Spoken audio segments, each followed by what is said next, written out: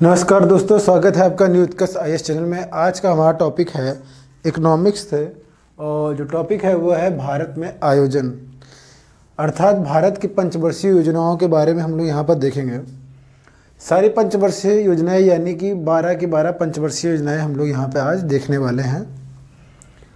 तो हम लोग शुरू से स्टार्ट करेंगे प्रथम पंचवर्षीय योजना से, और इसको जानेंगे कि किस किस पंचवर्षीय योजना में क्या क्या चीज़ें हुई हैं। आरओ का जो पेपर होना है, जो आपका सचिवालय का है और हाई कोर्ट का जो है, दोनों का एग्ज़ाम है और दोनों में यहाँ से परीक्षा में प्रश्न आ सकते हैं। इसीलिए हम लोग इस चीज़ों को अच्छे से देखेंगे यहाँ पर। तो चलिए ये शुरू करते हैं प्रथम पंचवर्षीय योजना। प्रथम पंचवर्षीय योजना में हम लोग देखेंगे तो हम जानते कि हमारा देश जो है 1947 में आज़ाद हुआ था। उसके बाद 1950 में हमारा संविधान लागू हुआ और हमारे सामने कई समस्याएं थी, हमारे सामने कई चैलेंजेस थे, और उस चैलेंजेस को हैंडल करने के लिए हमें कुछ ऐसी चीज़ों की ज़रूरत थी जिससे हम लोग अपने देश को आगे बढ़ा सकें।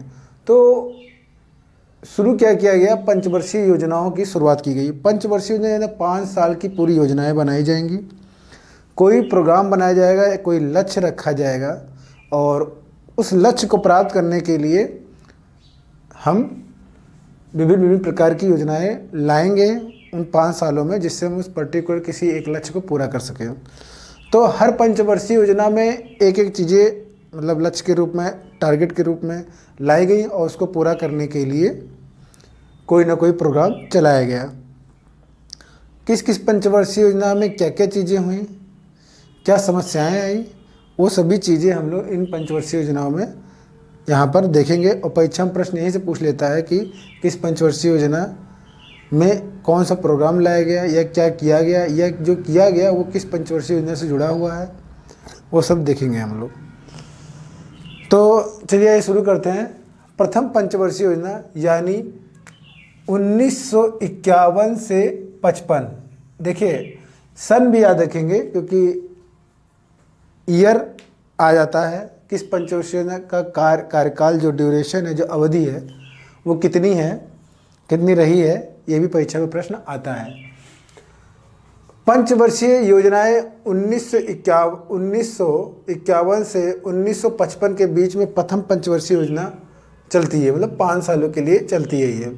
1951 से 56 कर लीजिए, इसको 56 कर सकते हैं, ठीक है। 1951 से 56, ठीक है।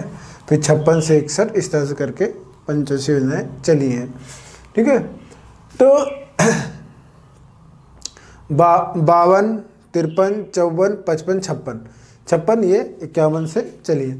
तो प्रथम पंचवर्षीय योजना में जो शुरू किया गया, वो पहला पॉइंट ये है कि जो प्रथम पंचवर्षीय योजना थी वो किस मॉडल पे बेस्ड थी। तो वो था डोमर मॉडल। याद रखिएगा, डोमर समृद्धि मॉडल। तो डोमर याद रखिए आप लोग, डोमर समृद्धि मॉडल की बात की जा रही है। ये मॉडल अपनाया गया। और फिर प्राथमिकता क्या है, परीक्षा में प्रश्न पूछ लिया गया कि कौन सा मॉडल इस्तेमाल किया गया प्रथम पंचवर्षीय योजना में, तो आप कहेंगे डोमर समृद्धि मॉडल। प्राथमिकता क्या दी गई, मतलब लक्ष्य क्या रखा गया, प्राथमिकता का मतलब क्या टारगेट था। बहुत चीज़ें अचीव करनी होती है, 5 साल कम नहीं होता है, उसमें बहुत भी छोटे मोटे लक्ष्य सरकारें अपने लिए अपने लेवल पे तय करती हैं। लेकिन होल सोल सब मिला के हम किस चीज़ पर सबसे ज़्यादा फोकस करने वाले हैं। हमारे पास बहुत से काम होते हैं, लोगों के जीवन में बहुत से काम होते हैं, लेकिन हम सभी काम करते हैं, लेकिन सबसे ज़्यादा फोकस किस चीज़ पे करते हैं, वो चीज़ इम्पॉर्टेंट होता है। तो प्राथमिकता दी गई, मतलब मुख्य जो लक्ष्य था वो था कृषि एवं सिंचाई क्षेत्र। अब ध्यान देंगे कि सबसे पहले जब योजना पंचवर्षीय योजना लाई जाती है तो सबसे पहले किस क्षेत्र पर फोकस किया जाता है, तो वो है कृषि क्षेत्र। अब कृषि क्षेत्र है और सिंचाई क्षेत्र, मतलब कृषि का संबंध सीधे सिंचाई से है। सिंचाई व्यवस्था अच्छी होगी तो फसल भी अच्छी होगी, क्योंकि हम लोग जानते हैं भारत देश कृषि प्रधान देश है और मानसून पर पूरा डिपेंड करता है हमारी कृषि अर्थव्यवस्था, ठीक है। तो सिंचाई क्षेत्र को विकसित करना भी हमारी प्राथमिकता में शामिल था प्रथम पंचवर्षीय योजना में। दूसरा लाया गया सामुदायिक विकास कार्यक्रम लाया गया, जो कि 1952 में लाया गया। अब देखेंगे क्या होता है कि पंचवर्षीय योजना में आपको ये याद है कि पंचवर्षीय योजना में ये प्रोग्राम, ये चीज़ें की गई। इससे आपको हेल्प मिलेगा कि हाँ, कोई भी योजना अगर हमको याद है कि पहली पंचवर्षीय योजना में आई है और हमको ड्यूरेशन याद है कि प्रथम पंचवर्षीय योजना का जो अवधि है वो 1951 से लेकर 1956 तक है, तो इतना आइडिया तो हम लगा लेंगे कि ये 1956 के बाद तो योजना नहीं आई है। लेकिन एग्जैक्ट हमको तो नहीं पता चल पा रहा है कि किस सन में गई, 1951 भी है, 52 भी है, 53 भी है, 54 है, 55, 56 है, तो किस वर्ष में ये पर्टिकुलर योजना जो है लाई गई है। तो इस चीज़ को देखने के लिए हम यहाँ पर ध्यान देंगे कि सन भी ध्यान दें कि जैसे सामुदायिक विकास कार्यक्रम की बात कर रहे हैं तो ये कब लाया गया, तो 1952 में लाया गया। एक बार अगर दिमाग में रहेगा कि 1952 मतलब 1951 में लाया गया, 1952 दूसरे साल ये कार्यक्रम लाया गया। फिर जस्ट उसके बाद एक और कार्यक्रम लाया गया जिसका नाम था राष्ट्रीय प्रसार सेवा, यानी 1953। अच्छा, जैसा कि मैंने बताया कि प्राथमिकता जो है कृषि और सिंचाई क्षेत्र पे दी गई, तो कुछ ऐसी परियोजनाएं लाई जाएंगी जो इसमें हेल्प करें कृषि क्षेत्र में। तो उसके लिए हमने बहुउद्देशीय परियोजनाओं की शुरुआत की, जिसमें था भाखड़ नागल बांध परियोजना, दामोदर घाटी परियोजना और हीराकुंड बांध परियोजना लाई गई। विभिन्न विभिन्न नदियों पर ये बांध बनाए गए, नदियों के ऊपर, जिससे हम क्या कर सके, उससे नहरें निकाल सकें, उससे बिजली का उत्पादन कर सकें, यानी कि जल का प्रबंधन कर सकें। तो जल का प्रबंधन, नदियाँ क्या है, नदियाँ पर्वतों से निकल रही हैं। उत्तर भारत की नदियाँ जितनी सब पर्वतों से निकल रही हैं। सदा नीरा नदियाँ हैं, नदियाँ पूरे वर्ष भर बहेंगी और पानी कहाँ जा रहा है, समुद्र में फ्लो हो रहा है, समुद्र में जा रहा है, फ्लो हो रहा है, समुद्र में जा रहा है। उसका हम उपयोग अपनी अर्थव्यवस्था को बढ़ाने के लिए, यानी कृषि अर्थव्यवस्था को बढ़ाने के लिए नहीं कर पा रहे हैं। तो उसके लिए हमें क्या करना है, जो कि हम लोग जान रहे हैं कि मानसून पे हमारी कृषि अर्थव्यवस्था डिपेंड करती है। और मानसून, जब जुआ हम कहते हैं तो जुआ का मतलब कभी हार और कभी जीत। कभी मानसून सही से आएगा, कभी सही से नहीं आएगा, तो हमारी फसलों का उत्पादन प्रभावित होगा। तो उस निगेटिव जो प्रभावशीलता है उसको कम करने के लिए हमने क्या किया, कुछ बहुउद्देशीय परियोजना, बहुउद्देशीय मतलब जिससे कई उद्देश्यों की पूर्ति कर सके, जिससे हम लोग बाढ़ को रोक सके। बाढ़ आएंगे तो फसलें भी तो खराब होंगी, बाढ़ से बचा सके, क्योंकि हम नहरें निकाल देंगे तो पानी का डाइवर्जन होगा तो बाढ़ नहीं आएगा। नहरें निकाल देंगे तो गांव से होकर नहरें निकल रही तो नहरों से पानी का उपयोग हमारे किसान अपने खेतों में कर पाएंगे। ये सब सामान्य चीज़ें जो आप लोग पढ़ते होंगे, फ्रेशर बच्चे हैं तो उनके लिए जानना जरूरी है चीज़ों को।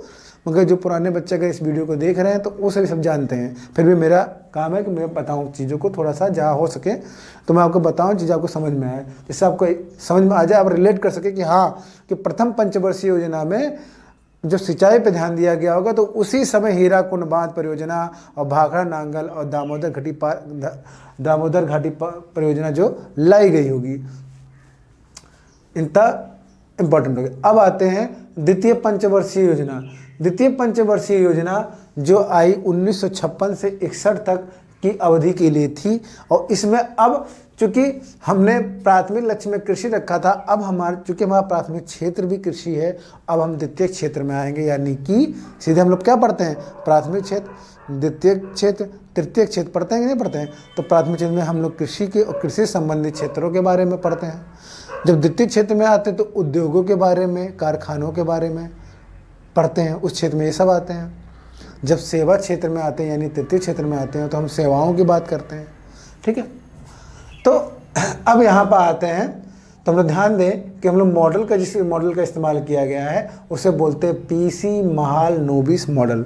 पीसी महालनोबिस मॉडल का इस्तेमाल करते हैं। और चूंकि प्राथमिकता हमारी दूसरे नंबर पे, जो प्राथमिकता यानी द्वितीय क्षेत्र पे जो गई दूसरे नंबर की पंचवर्षीय योजना पे, तो वो था उद्योग प्रधानता पे हम लोग, मतलब कि हम उद्योगों की स्थापना पे अब ध्यान देंगे। अब जाहिर सी बात है कि जब हम उद्योगों की प्रधानता की बात कर रहे हैं तो उद्योग से जुड़े हुए कुछ कारखाने, यानी इस्पात कारखानों की आवश्यकता सबसे पहले महसूस की गई, तो हमने इस्पात कारखाने बनाए। इस्पात कारखानों में राउरकेला, उड़ीसा, भिलाई छत्तीसगढ़, दुर्गापुर पश्चिम बंगाल में ये इस्पात कारखाने स्थापित किए गए। इसके अलावा integral coach factory Perambur Chennai यानी तमिलनाडु में, चितरंजन लोकोमोटिव यानी वेस्ट बंगाल में स्थापना इसकी गई। मतलब उद्योगों से जुड़ी हुई चीज़ें हमने द्वितीय पंचवर्षीय योजना में इस्तेमाल की। मतलब कि उद्योगों से जुड़ी हुई चीज़ों की स्थापना हमने की, क्योंकि हमारा उद्देश्य उद्योग प्रधान देश बनाने के लिए था। मतलब कि उद्योगों की प्रधानता को हमको रखना था, उद्योगों का विकास करना था द्वितीय पंचवर्षीय योजना में। ये चीज़ हमको द्वितीय पंचवर्षीय योजना में पढ़ना है। अब आते हैं तीसरी पंचवर्षीय योजना। तीसरी पंचवर्षीय योजना में कोई मॉडल नहीं है। प्राथमिकता दी गई आत्मनिर्भर व स्वतः स्फूर्तिवान अर्थव्यवस्था। हम एक कदम आगे बढ़ चुके हैं। हमने दो बेसिक चीज़ों पे काम किया, हमने कुछ चीज़ अचीवमेंट की दोनों क्षेत्रों में। अब हमको, चूँकि इन दो चीज़ों से हमारी डिपेंडेंसी जो कृषि पे थी, हमारी डिपेंडेंसी जो उद्योगों पे थी, वो हमने कर लिया यहाँ पर। अब हमको अपने अर्थव्यवस्था को जोड़ पकड़ाना है। मतलब एक तरह से समावेशी रूप से हमको अर्थव्यवस्था, इन दोनों चीज़ों का इस्तेमाल करना है तीसरी पंचवर्षीय योजना में अपनी अर्थव्यवस्था को बूम करने के लिए, अपने अर्थव्यवस्था को ऊपर उठाने के लिए। अर्थव्यवस्था जब हम लोग पढ़ते हैं तो अर्थ मतलब इकोनॉमी यानी पैसे से मतलब है।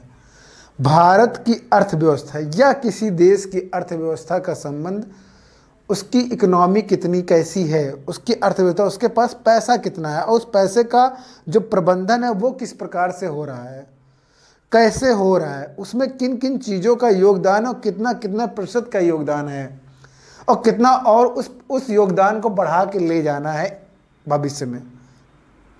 ये सब चीज़ें देखी जाती हैं किसी देश की अर्थव्यवस्था में।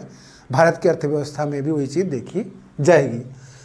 तो जब हम आत्मनिर्भर व स्वतः स्फूर्तिमान अर्थव्यवस्था, अब चूंकि हम स्वतः स्फूर्ति, हम ऐसा कुछ चाह रहे थे तीसरी पंचवर्षीय योजना में कि हम इसका उपयोग करते रहे, हम इस पर करते रहे, हमारी अर्थव्यवस्था बूम करती रहे, बढ़ती रहे हमारी अर्थव्यवस्था। तो हमको अब इस अर्थव्यवस्था को भी ऐसा कुछ सेट करना है कि हम इन दोनों चीज़ों का उपयोग या और कोई अन्य चीज़ें अगर हम जान रहे हैं कि उसका उपयोग कर सकते हैं तो उसको करें, तो ठीक है। तो ये चीज़ें हमारा लक्ष्य रखा गया, लेकिन ये बहुत ज़्यादा पंचवर्षीय योजना सफल नहीं हो पाई। क्यों नहीं हो पाई? उसके पीछे रीज़न है। पुराने बच्चे हैं, जानते होंगे, नए बच्चों के लिए उसको कोई चीज़, जैसे मान लीजिए किसी व्यवस्था को आपने शुरू किया और उसी के बीच में ऐसा कुछ कन्फ्लिक्ट आ गया या कोई ऐसी चीज़ की जो उस चीज़ को नुकसान पहुंचाने, कोई निगेटिव चीज़ें आ गई, तो वो चीज़ उसकी रफ्तार कम हो जाती है या बिल्कुल नहीं होती है। तो वही चीज़ हुआ तीसरी पंचवर्षीय योजना में। भारत चीन युद्ध हुआ, ध्यान दें। अब भारत चीन युद्ध हुआ तो कब हुआ? 1962 में। भारत पाक युद्ध हुआ, यानी भारत पाकिस्तान के बीच में युद्ध हुआ 1965 में। और उसी इन दो युद्धों की वजह से भी कोई भी युद्ध होगा, किसी भी देश की अर्थव्यवस्था डैमेज होगी। तो भारत ने तीसरी पंचवर्षीय योजना में स्वतः स्फूर्तिमान अर्थव्यवस्था को जरूर प्राथमिकता दी थी, लेकिन इन कारणों की वजह से स्वतः स्फूर्तिमान अर्थव्यवस्था हमारी अचीव नहीं हो पाई, क्योंकि युद्ध हुआ और दोनों युद्ध उसी पंचवर्षीय योजना में हो गए, यानी तीसरी पंचवर्षीय योजना में। तो हमको बहुत ही हमारी अर्थव्यवस्था को तगड़ा झटका लगा। भीषण सूखा भी उसी समय आ गया। देखिए कितनी, जब कोई चीज़ जैसे कहते हैं ना, ये जब कष्ट आता है तो कष्ट पर कष्ट आता चला जाता है, वही चीज़ हुआ। भीषण सूखा भी उस समय आ गया। अब इससे भी तो निपटना है। भीषण सूखा का मतलब क्या? भीषण सूखा होगा तो हमारी फसलें खराब हुई। हमारे देश में जो प्राथमिक जो पंचवर्षीय चली, जिसमें हमने अचीव किया था, वो हम यहाँ पर लॉस में देख रहे हैं उस चीज़ को, ठीक है। तो वो भी डैमेज। तो 1965-66 के बीच में ये हमारी जो पंचवर्षीय योजना थी वो कमज़ोर पड़ती चली गई। अच्छा, उसमें हमने क्या किया? चूँकि हम देख रहे हैं फिर चीज़ें बिगड़ रही हैं, क्योंकि हमने दो युद्ध देख लिए। फिर 1965 में ही हमने क्या किया? FCI और AFC की स्थापना की, APC की। FCI food corporation of India और AFC यानी एग्रीकल्चर प्राइस कमीशन 1965 में स्थापना की, जिससे क्या कर सके कि फसलों की कीमतों का निर्धारण किया जा सके। फसलों की कीमतों के तय करने के लिए एएफसी की स्थापना कर दी गई, यानी एग्रीकल्चर प्राइस कमीशन की स्थापना कर दी गई। एफसीआई की, ये भी फूड से रिलेटेड हमारा कमीशन था, इसको भी हमने स्थापना की 1965 में। अच्छा, चूंकि अर्थव्यवस्था हमारी डैमेज हुई यहाँ पर, इसीलिए हमने रुपए का अवमूल्यन भी किया। यहाँ अवमूल्यन है, पहली बार भारत ने रुपए का अवमूल्यन किया तीसरी पंचवर्षीय योजना में।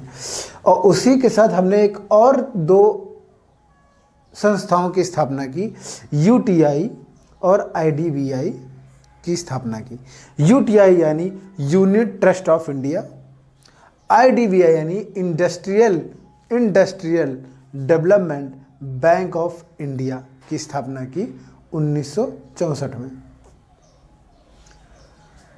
एफसीआई देखिए, यहीं पर देखिए, इन दोनों का समावेशन, जो पहली और द्वितीय पंचवर्षीय दोनों का समावेशन हमको यहाँ पर करना पड़ा, फिर से व्यवस्थित करने के लिए कुछ संस्थाओं का स्थापना करना पड़ा जो देख सकें, क्योंकि हम यहाँ पर देख रहे थे स्वतः स्फूर्तिवान अर्थव्यवस्था हमें करना था, लेकिन ये युद्ध हुए, ये सूखा आया, जिससे कारण हमारी अर्थव्यवस्था को झटका लगा। और फिर हमने निर्णय लिया कि हम इन दोनों के लिए कुछ अब अलग करना पड़े, कुछ ऐसी संस्था जो स्पेशली उसी पर फोकस करने का काम करे। तो हमने एक एफसीआई और एएफसी यानी कृषि क्षेत्र के लिए फूड, यानी फूड कहाँ से आ रहा है, कृषि क्षेत्र से तो आ रहा है, वो उसकी स्थापना की। और अर्थव्यवस्था, उद्योग पार्टिसिपेट कर रहा है अर्थव्यवस्था में, उसके लिए हमने क्या, यूटीआई आईडीबीआई की स्थापना की। आगे बढ़ते हैं, तीन पंचवर्षीय योजना हुई। और जब 30 पंचवर्षीय योजना है, चूंकि हम विफल हुए इस पंचवर्षीय योजना में, तो हमने कहा कि हमको कुछ और ज़्यादा सोचने की आवश्यकता है। तो हमने क्या किया, 3 वार्षिक योजना लेके आए। इसको हम लोग योजना अवकाश की संज्ञा, मतलब कि अब पंचवर्षीय योजनाओं पर कुछ दिनों के लिए विराम लगाया जाए। तो हम लाए तीसरी पंचवर्षीय योजना, मतलब तीसरी तो हो गई पंचवर्षीय, 3 वार्षिक योजना लाए। पंचवर्षीय योजना 5 साल की होती है ना, ये 3 वार्षिक योजना लाई गई। उसमें हम पंचवर्षीय योजना बाद में अब करेंगे, सोचा गया, सरकारों ने सोचा कि पंचवर्षीय योजना हम लाएंगे, लेकिन अभी हम अवकाश लेंगे, उसमें कुछ सोचना पड़ेगा हमको।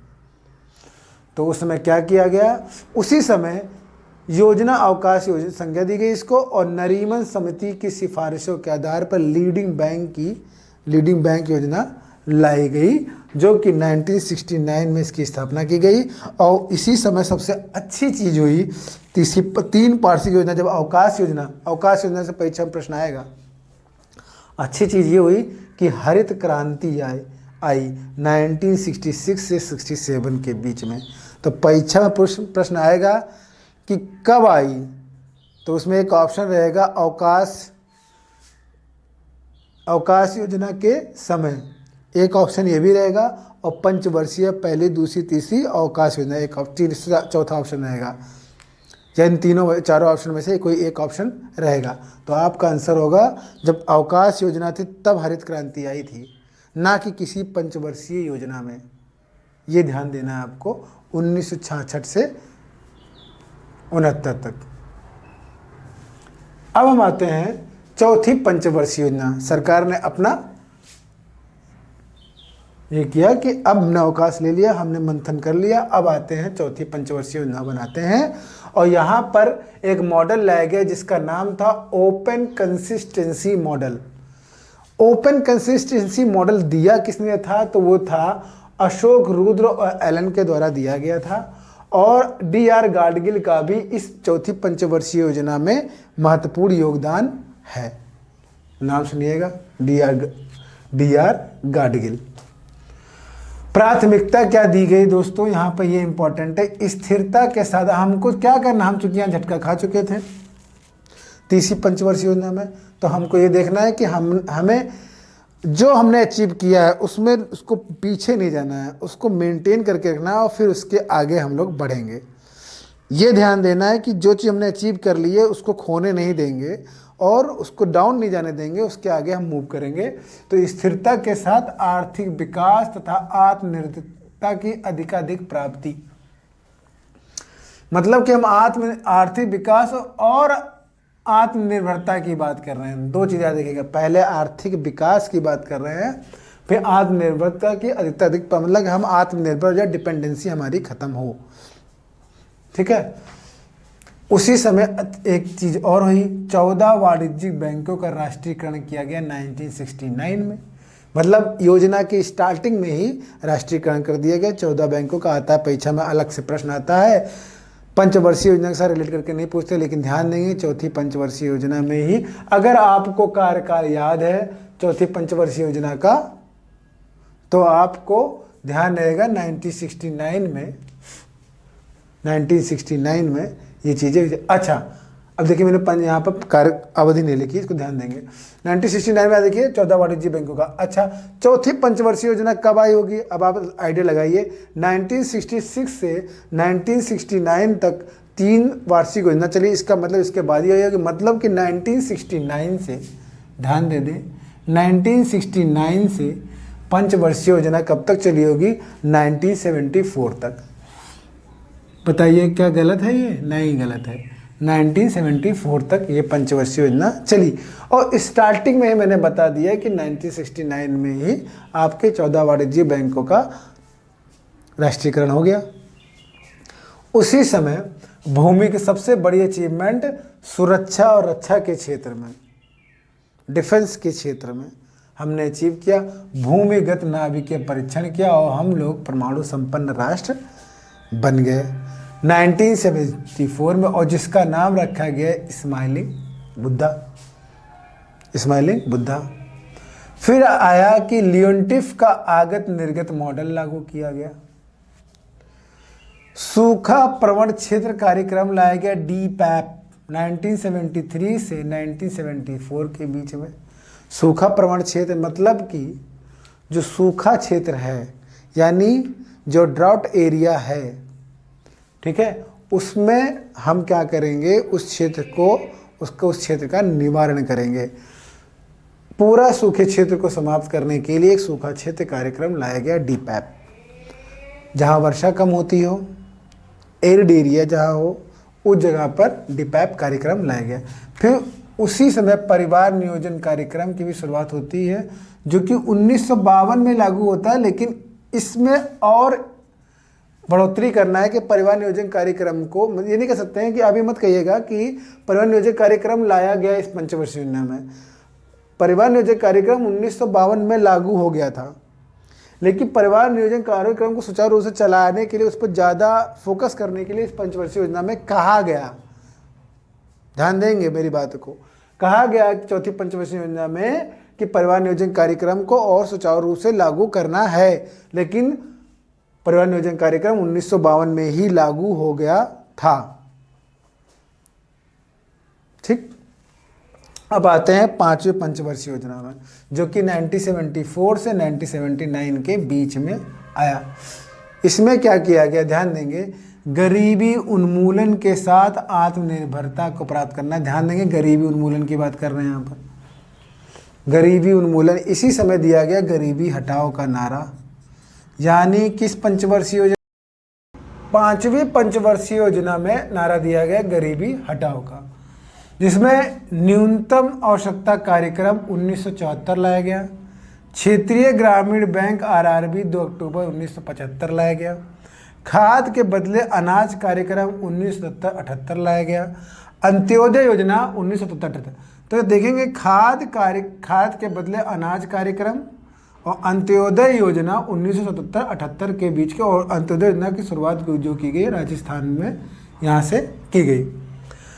अब देखिए, फिर 2 योजना यहाँ चली और फिर उसके बाद एक रोलिंग प्लान लाया गया, जिसे हम लोग बोलते हैं हिंदी में अनवरत योजना। 1978 से 80 के बीच में आया। इस योजना को लाने का श्रेय दिया जाता है गुनार मिडल को। लागू किया लेकिन DT लकड़वाला ने। DT लकड़वाला का नाम आप लोग सुनते होंगे इकोनॉमिक्स में। लागू किया गया DT लकड़वाला और गुनार मिडल ने प्रतिपादन इसका किया। दोनों नाम याद रखेंगे। क्वेश्चन उसी टर्म में पूछा जाएगा जिस टर्म में लिखा है कि प्रतिपादन किसने किया, यानी दिया किसने इस कॉन्सेप्ट को? गुनार मिडल ने। लेकिन इसको भारत के अंदर इम्प्लीमेंट किसने किया? तो DT लकड़वाला ने किया। फिर तीसरा बिंदु था ग्रामीण युवा रोजगार प्रशिक्षण कार्यक्रम ट्राइसम, यानी training in rural of youth, और यहाँ पर आपका आ जाएगा training rural youth self employment. Self employ, EM का मतलब जो है सेल्फ एम्प्लॉयमेंट है पूरा, यहाँ कोई मिशन या कार्यक्रम मत करिएगा, नहीं तो आपका हो सकता फुल फॉर्म पूछ ले और गलत कर दें। तो यहाँ पर ट्रेनिंग की बात की जा रही किस एरिया में, रूरल में, और किसकी बात की जा रही है, ट्रेनिंग ऑफ किसका, यूथ की, और किसी सेल्फ एम्प्लॉयमेंट के लिए। तो सेल्फ एस फॉर सेल्फ है और EM फॉर एम्प्लॉयमेंट है। तो ये चीज़ ध्यान देंगे यहाँ पर। कब है, 1979 में लाया गया। तो ध्यान देंगे सन, याद रखें पहला जो ट्राइसम लाया गया था वो 1979 में लाया गया। अच्छा, ये ट्राइसम को फिर मिला दिया गया किसमें, 1999 में स्वर्ण जयंती ग्राम स्वरोजगार योजना में शामिल कर लिया गया। 1999 में, ध्यान देंगे 1999 में स्वर्ण जयंती ग्राम स्वरोजगार योजना है। अब देखेंगे यहाँ पर कन्फ्यूजन हो सकती है आपको। एक है स्वर्ण जयंती शहरी स्वरोजगार योजना, तो शहरी वाली 97 की है, ये जो 99 वाली जो थी वो आपकी ग्राम स्वरोजगार की थी, जिसमें अंदर ट्राइसम को जिसके अंदर शामिल कर लिया गया 1970 वाले का। तो ये ध्यान रखिएगा कि क्वेश्चन आ सकता है कि ट्राइसम जो योजना थी उसको किस योजना में शामिल किया गया, तो ग्राम स्वरोजगार योजना में शामिल किया गया। अब देखेंगे अनवरत योजना, आप जान रहे हैं कि 1978 से 80 में चलाया गया। अब चूंकि ये भी हम जान रहे हैं कि 5वीं पंचवर्षीय योजना के बाद 6ठी पंचवर्षीय योजना आएगी, लेकिन 6ठी पंचवर्षीय योजना जो थी वो 2 बार में लागू हुई। तो वो 2 बार में किस बार से लागू हुई, क्योंकि अनवरत योजना आई 2 बार में किस तरह से लागू हुई कि पहली बार जो जनता सरकार ने लागू किया और दूसरी बार कांग्रेस सरकार ने इसको लागू किया गया उसके द्वारा। लेकिन जो चूंकि पंचवर्षीय योजना तो 5 साल तो पूरा करना है ना उसको, तो पहली जो 2 बार में वो केवल 2 वर्ष के लिए, बाकी आगे का दूसरी बार जब वो कांग्रेस के द्वारा लागू किया गया 6ठी पंचवर्षीय योजना को 1978 से 83 के बीच में ये पंचवर्षीय योजना आनी थी, जो कि जनता सरकार के द्वारा तय किया गया था। क्योंकि बीच में फिर इनकी सरकार चली जाती है और फिर दोबारा कांग्रेस सरकार आती है, तो 80 से पुनः फिर उसको आगे प्रोसीड किया जाता है। तो ध्यान देंगे कि 2 सरकारों के अंडर में एक तरह से पंचवर्षीय योजना चली है ये थोड़ा ध्यान देंगे। अब इसके आगे हम लोग देखेंगे 6ठी पंचवर्षीय योजना के बारे में डिटेल में देखते हैं। हम लोग 1980 से 85, तो 6ठी पंचवर्षीय योजना कब से कब तक थी, 1980 से 85 6ठी पंचवर्षीय योजना की बात कर रहे थे। प्राथमिकता क्या थी इसकी, गरीबी निवारण तथा रोजगार सृजन पर बल। यहाँ पर गरीबी निवारण और रोजगार सृजन पर बल दिया गया। इसमें गरीबी निर्देशांक जारी किया गया था। ध्यान देंगे 6ठी पंचवर्षीय योजना में एक था ग्रामीण क्षेत्र के लिए, एक शहरी क्षेत्र के लिए। इसमें बताया गया कि ग्रामीण क्षेत्र में प्रति व्यक्ति को 2400 कैलोरी चाहिए प्रति व्यक्ति को दिन भर में यहाँ पर, और शहरी क्षेत्र में 2100 कैलोरी। समझ सकते हैं, शहरी क्षेत्र में कम रहेगा कैलोरी की मात्रा और ग्रामीण क्षेत्र में कैलोरी की मात्रा अधिक रहेगी। इसी समय ध्यान देंगे 6ठी पंचवर्षीय योजना में 1980 में 6 बैंकों का 6ठी पंचवर्षीय योजना में 6 बैंकों का राष्ट्रीयकरण हुआ था। ध्यान देंगे, और 6ठी पंचवर्षीय योजना में ही 1982 यानी 12 जुलाई 1982 में नाबार्ड की स्थापना होती है, और 1982 में ही एग्जिम बैंक की स्थापना भी 6ठी पंचवर्षीय योजना में होती है। तो ये प्रमुख काम हुए हैं 6ठी पंचवर्षीय योजना में। 7वीं पंचवर्षीय योजना देखते हैं। 7वीं पंचवर्षीय योजना 1985 से 90 सन। ध्यान देंगे प्राथमिक क्षेत्र क्या था, ध्यान देंगे प्राथमिकता क्या थी, प्राथमिक क्षेत्र कह रहे हैं, प्राथमिकता क्या थी, किस चीज़ पर बल दिया गया, कृषि पे यहाँ पर फिर से बल दिया गया। विकास प्रेरित समृद्धि रणनीति ये प्राथमिकता थी, मतलब समृद्धि पर फोकस करना था, कृषि क्षेत्र पर भी फोकस करना था। और मॉडल अपनाया गया मजदूरी मॉडल, क्वेश्चन आ गया, मजदूरी मॉडल किसमें अपनाया गया था? 7वीं पंचवर्षीय योजना में। 7वीं पंचवर्षीय योजना में डाक विभाग में स्पीड पोस्ट 1986 में, और कापार्ट योजना जो लाई गई नई दिल्ली में वो 1986 में। सन भी याद रखें, सेपरेट सन दिमाग में रखें, और अगर सेपरेट सन नहीं रख पा रहे तो एक बार दिमाग में जरूर रखें कि हल्का सा किस समय हुआ है ये, तो आइडिया आप लगा लेंगे कि इसका आंसर क्या हो सकता है। नेहरू रोजगार योजना 1989 में आई, और फिर जवाहर रोजगार योजना भी 1989 में आई। तो दोनों का संबंध जवाहरलाल नेहरू से है, तो इस तरह से जोड़ के याद कर सकते हैं कि नेहरू रोजगार योजना 1989 और जवाहर रोजगार योजना 1989, और सेबी की स्थापना 1988 में हुई, जिसको अधिनियमित किया गया 1992 में। ध्यान देंगे। 8वीं पंचवर्षीय योजना में आते हैं। 8वीं पंचवर्षीय योजना 92 से 97 होती है। प्राथमिकता किस चीज़ पे दी गई? प्राथमिकता ध्यान देंगे, प्राथमिकता किस चीज़ पे दी गई? मानव संसाधन के विकास। बहुत ही महत्वपूर्ण है ये, बहुत ही महत्वपूर्ण है। 8वें क्वेश्चन आ गया कि मानव संसाधन के विकास पर किस पंचवर्षीय योजना पे ध्यान देने की बात कही गई? तो 8वीं पंचवर्षीय योजना पे। मॉडल जो था जॉन डब्ल्यू मुलर मॉडल, तो मुलर मॉडल जो था वो 8वीं पंचवर्षीय योजना के लिए था। 8वीं पंचवर्षीय योजना चूंकि 92-97 के बीच में, तो 95 महत्वपूर्ण चीज़ हुई थी। WTO यानी कि गैट जो था पहले था, WTO की स्थापना होती है 1995 में, भारत सदस्य होता है। प्रधानमंत्री रोजगार योजना 1993 जो है वो 8वीं पंचवर्षीय योजना में है। अब देखिए, ध्यान देंगे कि 1992 से 97 में 8वीं पंचवर्षीय योजना ये होती है, लेकिन बीच में ही कुछ समय के लिए जो होता है एक वार्षिक योजनाएं भी आती हैं उसी बीच में, जिसमें सिडबी और LPG की नीति लागू होती है। सिडबी जो होती है 1990 की और 1991 की है, ठीक है ना। तो 90 यहाँ पर देखिए, हाँ वार्षिक योजना पे बहुत ध्यान दीजिएगा। मैंने यहाँ 92-97 लिख दिया, 92-97 मत करिएगा, 1990 से 92 करिएगा। देखेंगे कैसे समझेंगे इसको, थोड़ा सा ध्यान देंगे।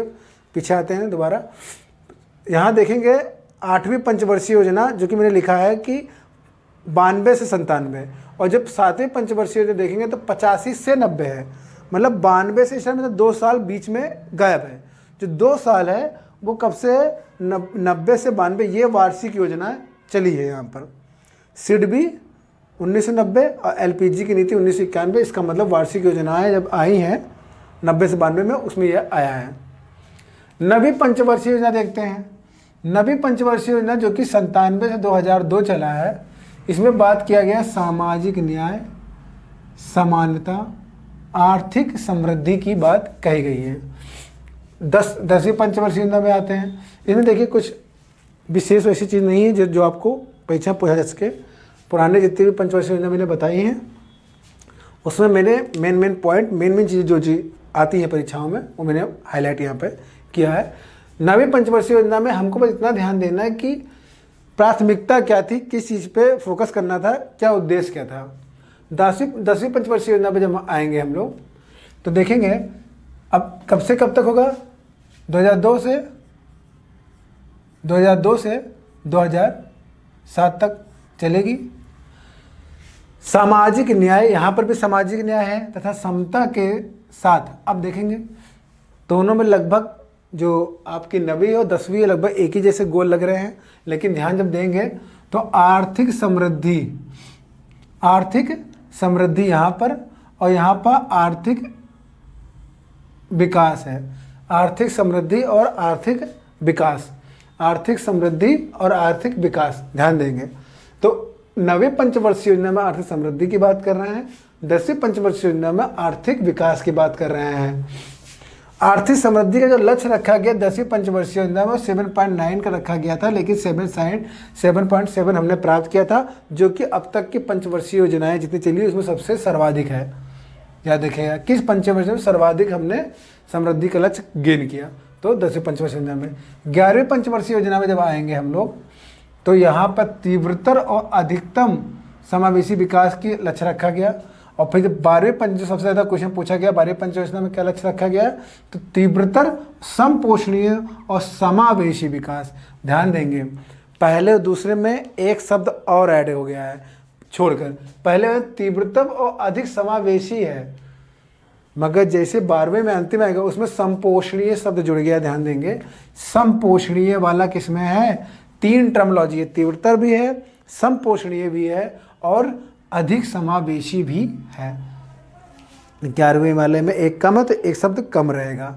लक्ष्य जो है एक लक्ष्य का एक बिंदु कम रहेगा। तो ये थी आपकी पूरी 12 पंचवर्षीय योजनाएं, जहाँ से परीक्षा में प्रश्न आ सकता था।